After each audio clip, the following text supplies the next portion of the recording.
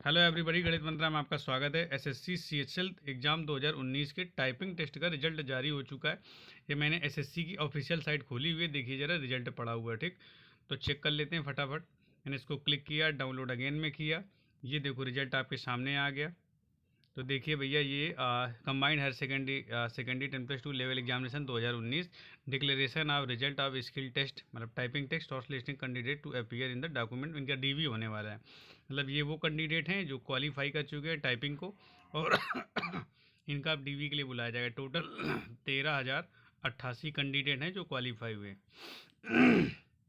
Sorry, EWS के 2,454 candidate हैं, SC के 2147 हैं, एसटी के 873 हैं, ईएसएम के 768 हैं, ओएच के 181, एचएच के 136, ओबीसी के 3,961, वीएच के 130 और अदर पीडब्ल्यूडी वाले वो 53, यूआर के 2,385 और टोटल 13,088 कैंडिडेट हैं। ठीक, तो यदि आप भी सिलेक्ट हुए हैं तो कमेंट करके ज़रूर बताएं, और वीडियो को लाइक करें, कमेंट करें, शेयर करें, और चैनल पर नए हैं तो चैनल को सब्सक्राइब करके सपोर्ट जरूर करें। ठीक, थैंक्स फॉर योर टाइम।